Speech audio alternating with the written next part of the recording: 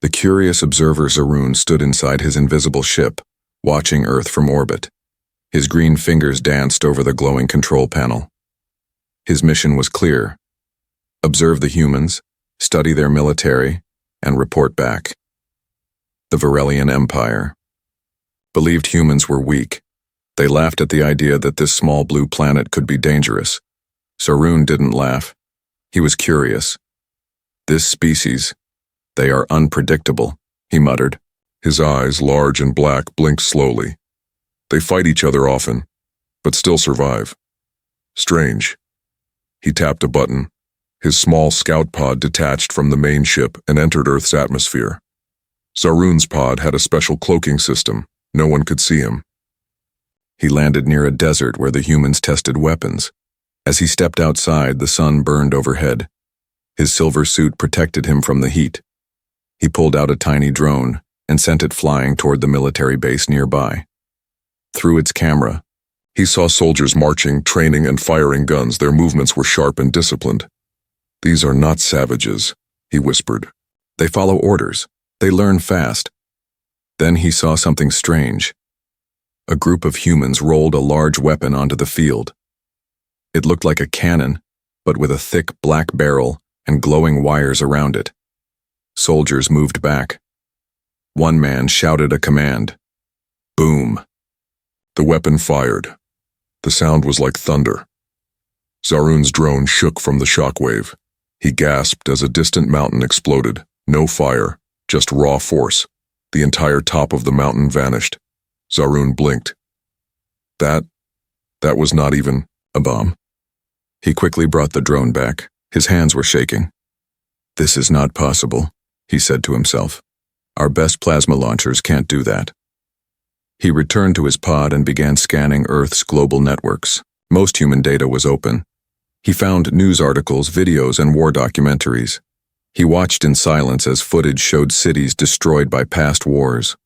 Weapons launched from oceans, from the sky, and even from space. He saw old footage of a bomb called Tsar Bomba. The fireball was bigger than a cloud. They built this 60 years ago, he said, horrified. Zaroon sat down, trying to understand. If they have such power, why don't they conquer other planets? Why don't they attack us? Then he saw something that made him stop breathing. A hidden file.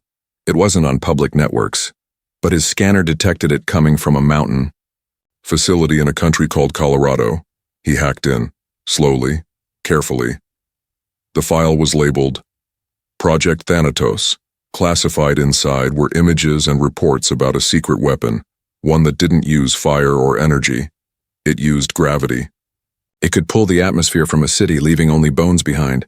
Zaroon's heart pounded. He felt like he was falling. The report said the weapon was never used. Humans built it, then locked it away. Why?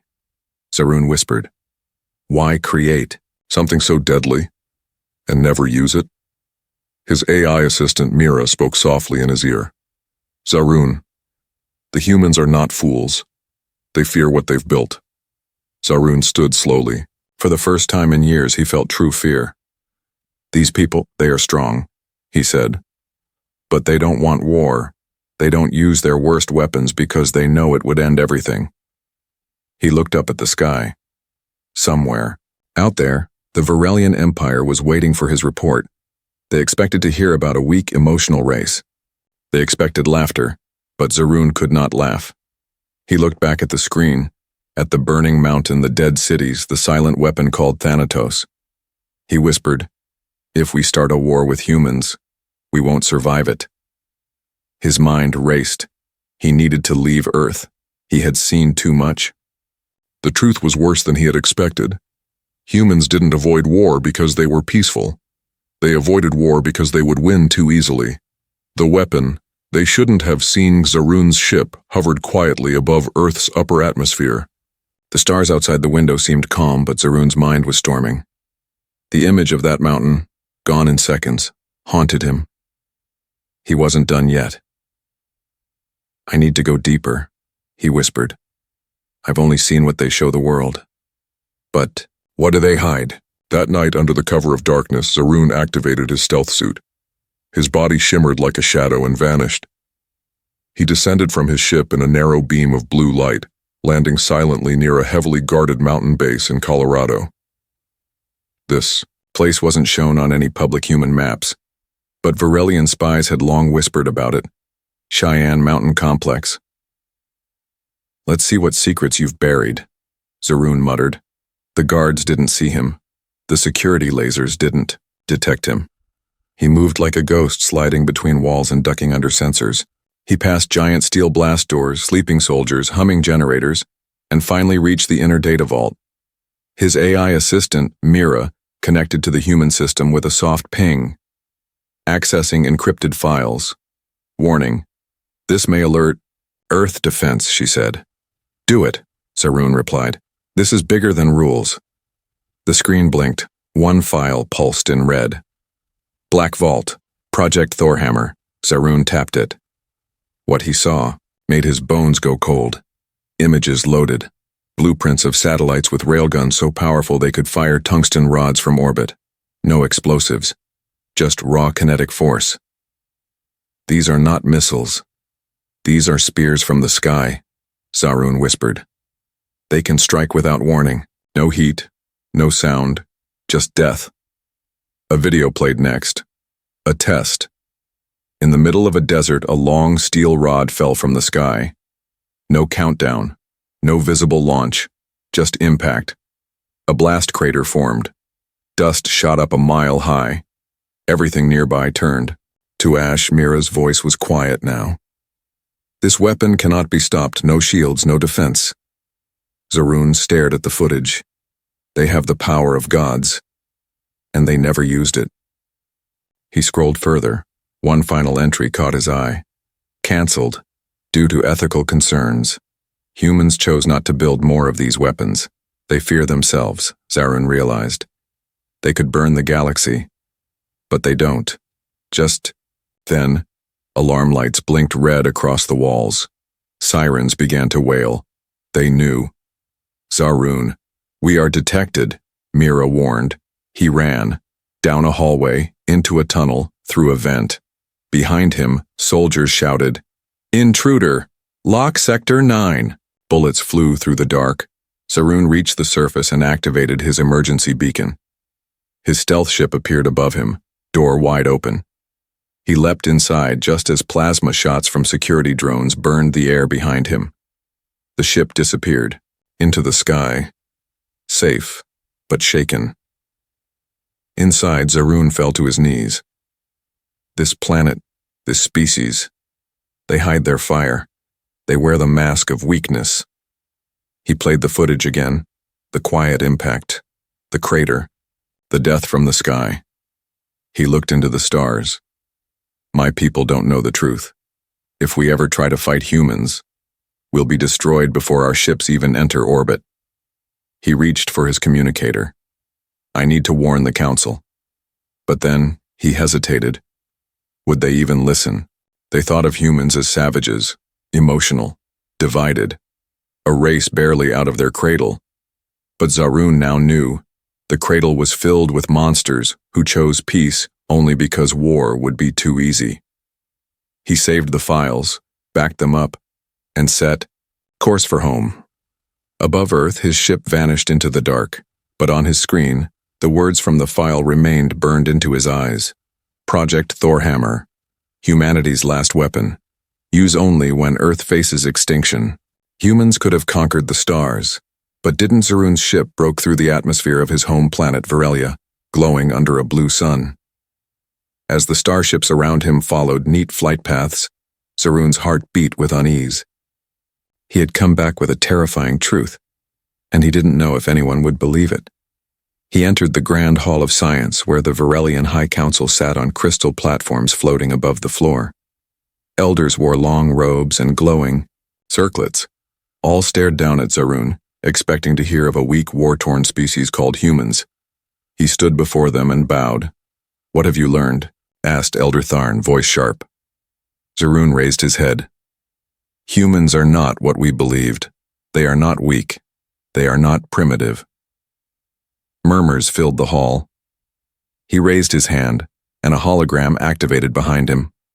First came the footage of the mountain destroyed by a human rail weapon. Then came images of orbital rods striking the earth, turning the land to ash. Then, Project Thanatos. The elders fell silent. This is human firepower? Elder Serene whispered, eyes wide. Yes, Zaroon said. And they have more. But they do not use it. They choose restraint. Elder Tharn frowned. If they are so powerful, why haven't they conquered the stars? Zaroon stepped forward. Because they don't want to. Not yet. He tapped the panel. More holograms appeared, space missions, rovers on Mars, probes sent beyond their solar system. They've reached their moon. They've sent machines to other planets, but they stay close to home. Not because they can't go farther, because they are waiting. Waiting? Serene asked. For what? Another elder added.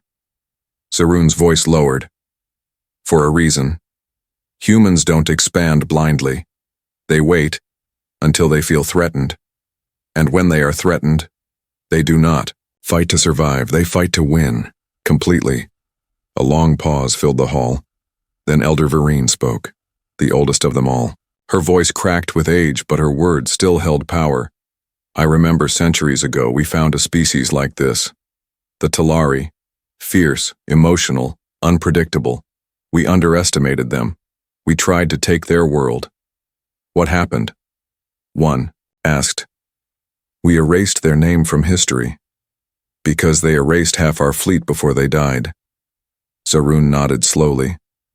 Humans are 10 times more dangerous. But unlike the Talari, they mastered their rage. He projected one final image. Earth, at night, glowing with lights full of life. This is not a weak species. This is a sleeping superpower. If we strike them, they will not defend. They will end us. A heavy silence fell. Then, as if waking from a dream, Elder Tharn slammed his staff on the floor. Then we must destroy them first, before they wake up. No, Zaroon shouted. The room froze. He stepped forward, eyes glowing with intensity. If we strike first, we show we are no better than beasts, and we will lose. You saw the data? We can't reach Earth before they spot us. We can't land before they fire, even now, and we are already too late. The elders looked at one another. Some showed fear, some showed pride, and some confusion. They could rule the galaxy, Cyrene said softly. But they don't, Zarin replied. Because they know something we forget. Power means nothing. If you lose your soul, that's why they scare me. Not because of their weapons, he looked up, but because they refuse to use them. The Council's dangerous decision. Zaroon left the Grand Hall with a heavy heart. He had spoken the truth. He had shown them the danger.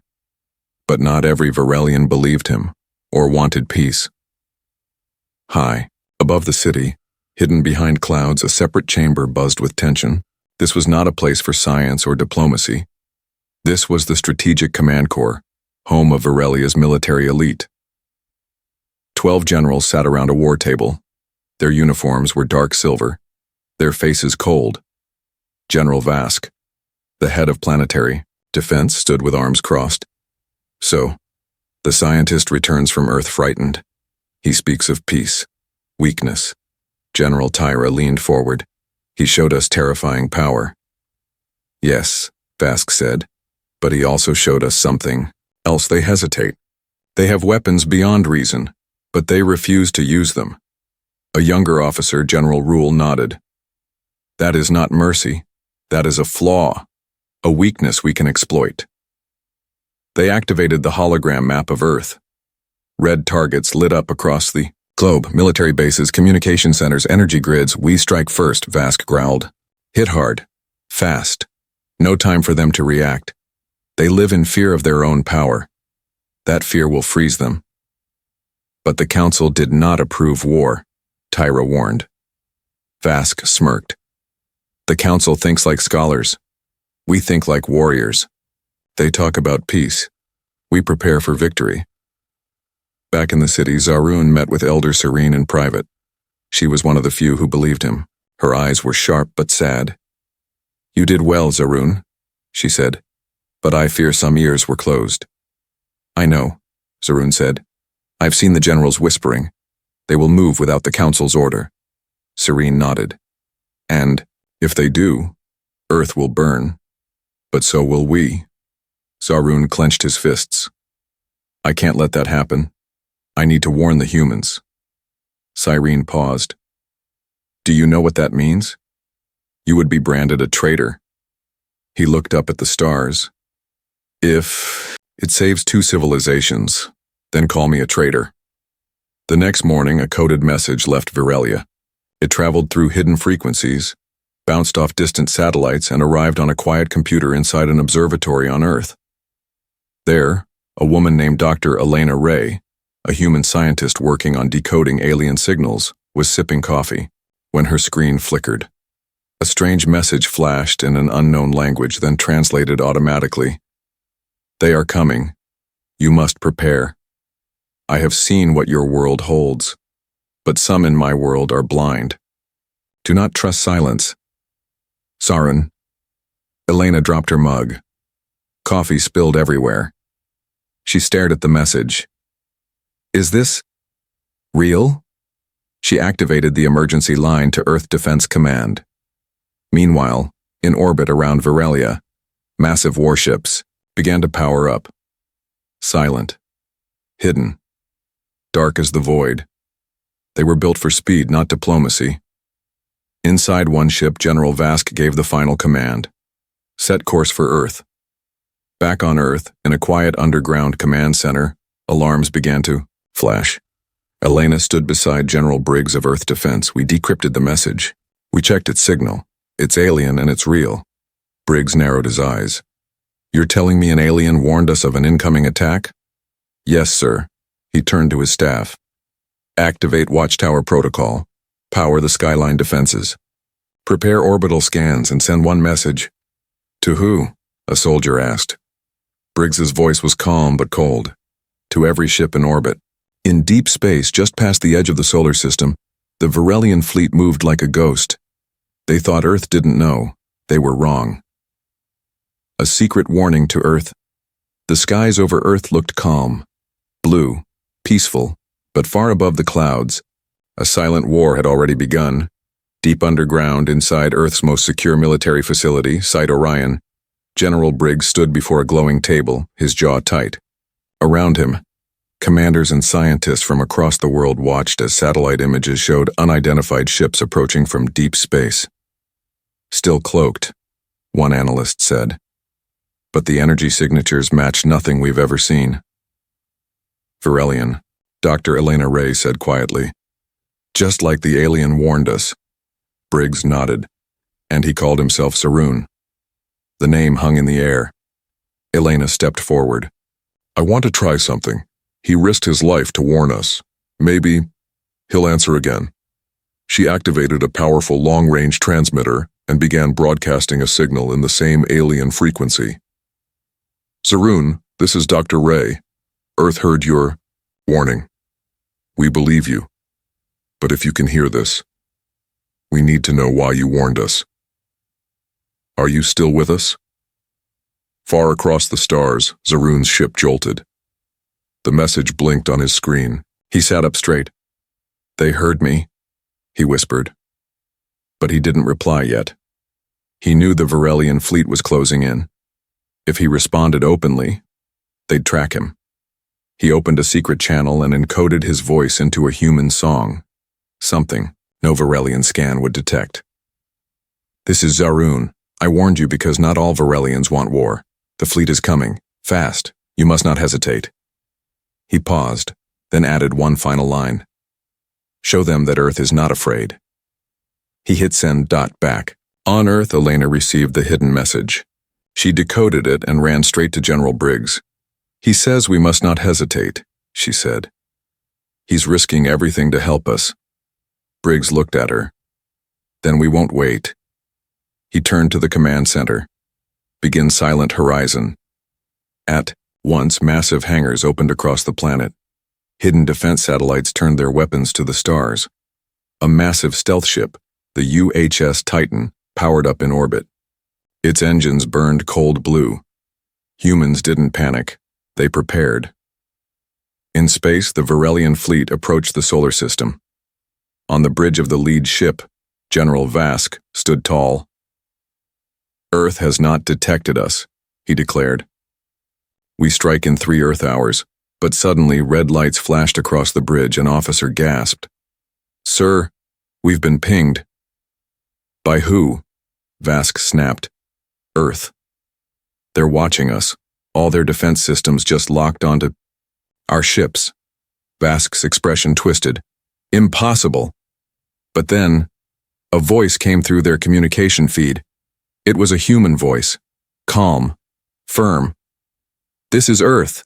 We know you're out there. You will not fire the first shot. But if you do, you will not get a second." The bridge fell silent. For the first time, General Vask hesitated. Meanwhile, Zaroon arrived in the outer edge of Earth's orbit. He cloaked his ship and moved closer to the Titan. He sent a message. "This is Zaroon of Varelia, requesting safe passage. I come alone." A moment later, a reply came back. "This is Captain Reyes of the UHS Titan. You've got one chance. Dock and don't try anything." Zaroon breathed deeply. He docked. When the airlock opened, a squad of human soldiers in black armor pointed weapons at him. He raised his hands. "I am not your enemy." Behind them, Elena appeared. "You're the one who warned us." "Yes," Zaroon said, "but warning you was not enough. I had to come." "Why?" "Because the Varelians do not understand Earth. But if they see it through my eyes, maybe they will step back." "Back in the Varelian fleet," General Vask growled. "They didn't flinch." "That means they're bluffing." Another officer spoke. "Or maybe they're just not scared." Vask clenched his fist. "Prepare the strike." But before he could speak another word, a blast of light filled their screens. Not from Earth, but from a moon. A single rod from a secret human orbital weapon smashed into an asteroid just outside the fleet, shattering it into dust. A warning. "Shot. No damage, no deaths. Just a clear message. We see you. We can reach you. The battle that never happened." The asteroid shattered into glowing dust. Every Varelian ship went silent. No alarms, no commands, just silence. On the bridge of the lead ship, General Vask stared at the screen. The asteroid had been obliterated, not by their sensors, not by a known energy weapon, but by something far beyond their expectations. A tungsten rod from Earth's orbit, no heat. No warning, just impact. What weapon was that?" a young officer whispered. Vask didn't answer. His eyes were locked on the debris floating across their path. He looked at the timer on his wrist. T-minus 42 minutes until the planned strike. But now, he wasn't sure. On Earth, inside the UHS Titan, Zaroon stood beside Dr. Elena Ray and Captain Reyes. They all watched the same thing. Earth's first and only warning shot. No ships were hit, no lives were taken, but the message was louder than any war cry. "We see you. We could have destroyed you, but we didn't." Zaroon closed his eyes. "That was calculated mercy." Elena turned to him. "Will your fleet listen now?" "I don't know," he said honestly. Vask is proud. He may still choose war, even knowing it means death. Reyes tapped his screen. "If they fire even one shot, we answer with full force." In space, Vask held a secret meeting with his senior commanders. The room buzzed with unease. One of them, Admiral Corrin, spoke first. "They knew we were coming. They tracked us across the void. And now they show us this?" Another leaned forward. "It's not fear, Vask. It's not even a threat. It's something worse." "What do you mean?" Vask asked. "It's confidence. Pure, terrifying confidence." Vask's hand trembled. He had studied war his entire life. Conquest, strategy, power, but he had never faced an enemy who didn't need to show force to win. They simply waited. Back in the Titan's command room, a message flashed. "Incoming transmission." Varelian flagship Captain Reyes looked at Elena. She nodded. He opened the channel. Vask's face appeared, tired, but proud. "This is General Vask of the Varelian fleet. We came prepared for war. But now, we understand. You avoided conflict, not from weakness, but because you no longer need to fight." Reyes spoke calmly. "You would have lost." Vask nodded once. "Yes, we would have." Then he surprised everyone with his next words. "We request a neutral meeting. No weapons, no threats, just truth." Elena looked at Zaroon. He gave a small nod. "Then let's talk," she said.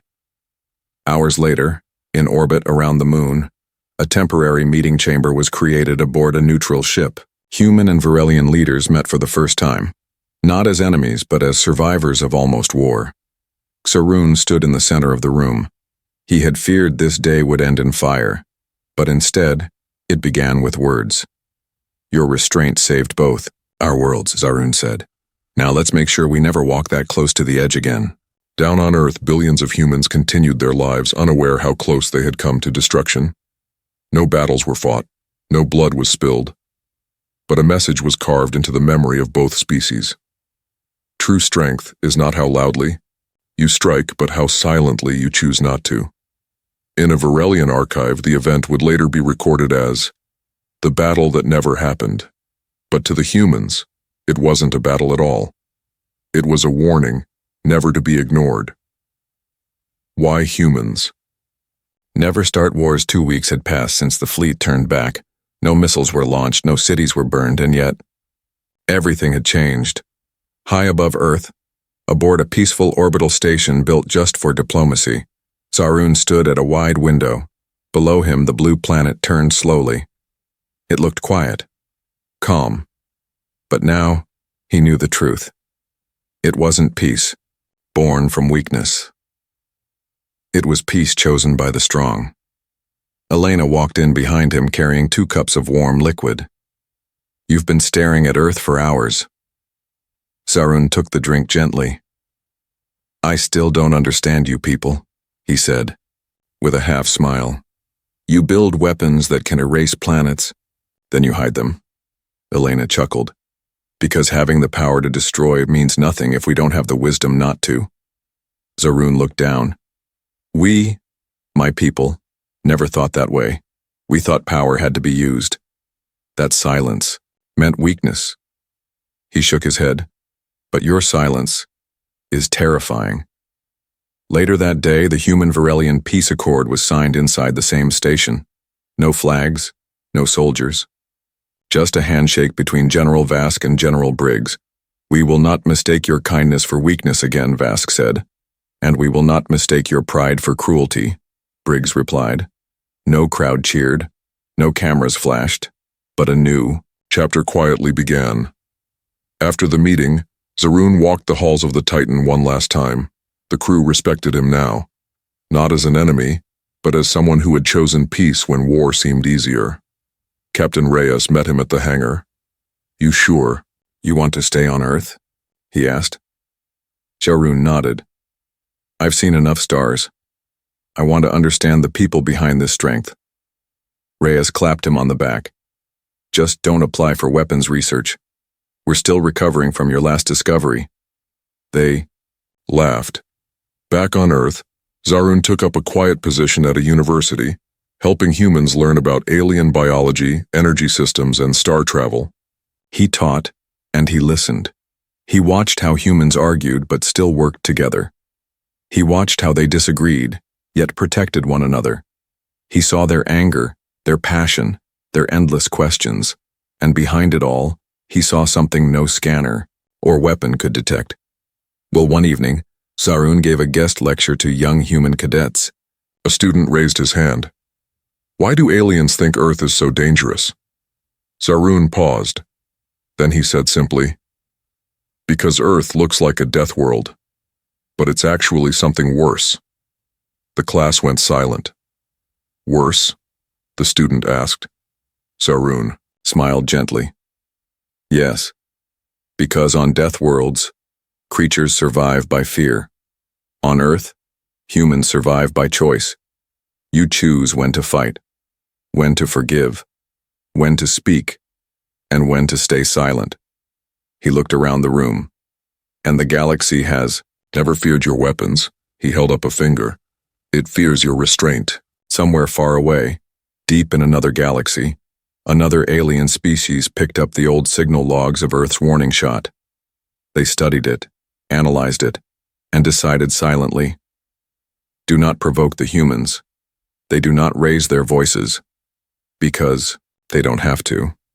And so, Earth continued to spin, still noisy, still flawed, still wild, but now, watched by stars, and protected not by firepower alone, but by the terrifying truth that echoed in every alien council across the stars. Humans don't avoid war because they're afraid. They avoid it because it would be too easy to win.